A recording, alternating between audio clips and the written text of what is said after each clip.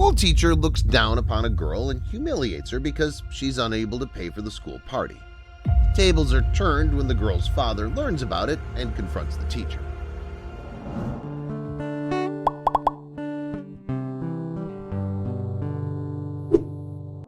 I'll announce the names of the students who have paid their fees. Those who haven't yet can do so now. Is that okay? Cassie's teacher, Mr. Morris, called out, pulling a list from his attendance book. Cassie knew she wasn't on the list. Okay, so I see that all the students except Cassie Turner have paid. What's your excuse this time, Miss Turner? Are you not interested in attending the school party? He looked at her incredulously, delighted at the chance to mock the poor girl in front of the others. I'm sorry, Mr. Morris, she replied, teary-eyed. Mom said she'll pay next time. Things are not well for us financially right now. And here the same story goes. You know your scholarship won't cover your school fees from next year, right? Are you going to show this pathetic face of yours and beg for deduction next time? Well, Mr. Morris, before she could say anything, he cut her off. You know what, Casey? It's not your fault. After all, your father's still behind bars and your mother… It must be hard for her to face all of that while providing for you. That's not true, Mr. Morris, Casey screamed nervously. My dad's not in prison. He's away on business, and he'll be right back. You wish, girl, Mr. Morris laughed sarcastically. Now return to your seat, and don't you dare yell at me again, he cautioned her. But Casey couldn't keep her rage in check when she heard her teacher say that.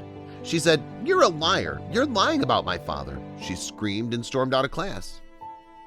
Casey was no longer interested in playing with toys. The girl sat for a long time on her room's windowsill, waiting for her father to return home. Her mother had told her that her father was on a business trip and would return soon, but it had been several months and he wasn't home yet. I don't want to go to school, Mom, Casey told her mother, Marissa. I'll wait for Dad until he comes back. I want him to take me to school. Marissa put her book down and looked at her daughter worriedly. What's wrong, honey? Did someone say something to you at school? It's not like that, Mom. We have a party at school and… And what, honey? They're asking us to pay some fees, Mom, but I know we can't. Marissa's eyes welled up when her 10-year-old daughter said that. It had only been 6 months since she'd received a call from law enforcement informing her that her husband, Tyler, had been arrested for selling prohibited items. Tyler worked as a truck driver in Janesville, Wisconsin, and was in charge of pharmaceutical delivery across state lines. But once he simply didn't return home from work and his phone was unreachable.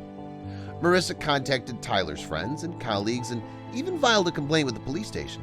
The search went on for a week, only for Marissa to learn that her husband was behind bars. However, the woman refused to believe that Tyler would have done something like that. He had previously served in the police department and had received special commendations for his bravery. But then his life took an unexpected turn and he ended up as a truck driver. Marissa spoke to Tyler about what happened and how he ended up in the ugly situation. And he told her it was just a fabricated case by one of his colleagues who was jealous of him. However, he was unable to prove this in court and was sentenced to 6 months in prison. It's all right, honey, Marissa said. I'm sorry I can't pay the fees this month, but I'll make it up to you next month, for sure, I promise. Casey didn't say anything in response to her mother. She nodded her head and continued looking out the window, waiting for her father to return. As Casey ran out of her classroom, her classmate Jake followed her. Casey turned around, wiping her nose with her hand, and saw Jake standing behind her with a postcard and a bouquet of lilies. I got these for you. My birthday's coming up next week, and my parents have asked me to invite all my friends. I'd like for you to come as well. Casey burst into tears, unable to say anything, and dashed out of the school, taking Jake's invitation with her. As she reached home, she heard a familiar, long-awaited voice. Casey, honey, how have you been? It said. I didn't expect you to be home so soon. Casey couldn't believe her eyes when she saw her father at home. She ran up to him and hugged him tightly, not uttering a single word and sobbing uncontrollably. What's the matter, baby? Something happened at school? He inquired, worried. Everyone makes fun of me, Dad, Casey sobbed. My teacher always says bad things about Mom and me. I don't want to go to school, Dad. It'll be fine, honey, Tyler reassured her. Would you please tell me exactly what happened at school? Casey wiped her tears and began telling him about how Mr. Morris mocked her because she couldn't afford to pay for the party. How dare he do such a thing, Tyler said furiously. I believe he's forgotten how a teacher is supposed to interact with children. Just let me remind him. Tyler quickly changed his clothes and joined Casey at school. Mr. Morris was in the middle of a lesson when he entered the classroom. He was taken aback when he saw Casey's father with her. Mr. Turner, what a pleasant surprise. I didn't know you were… Well, Mr. Morris, you don't know a lot of things. That's why I've come today. It appears that you have a problem with my daughter. Not at all, Mr. Turner. Mr. Morris started speaking when Tyler cut him off. You don't need to lie, Mr. Morris. I've come here today to make it clear that any scumbag like you can't treat my daughter the way you did. So get out of my way. Tyler took Cassie's hand in his and walked straight to the podium. I'm sorry for interrupting the class like this, children, he began, but I had no choice but to come here to talk to you. It's true that I was in prison, but I served my sentence and I'm now home with my daughter and wife. And when you reach adulthood, you'll encounter situations over which you have no control. I faced it, and you may face it as well. In that case, please refrain from passing judgment on anyone until you've learned the entire truth.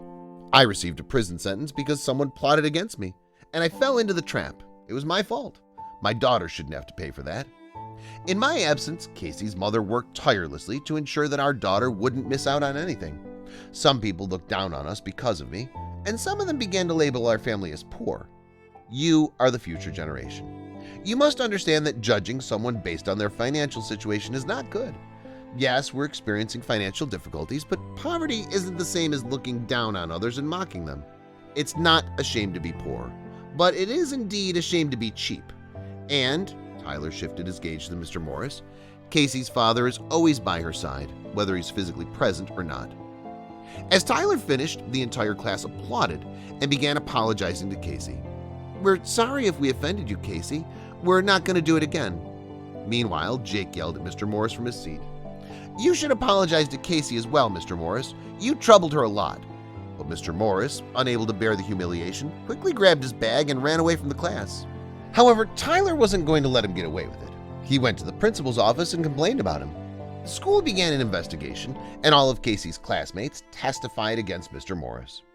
A few days later, he was fired from his position on account of irresponsibility with a negative character report. What did you think of today's story? Let us know in the comments below.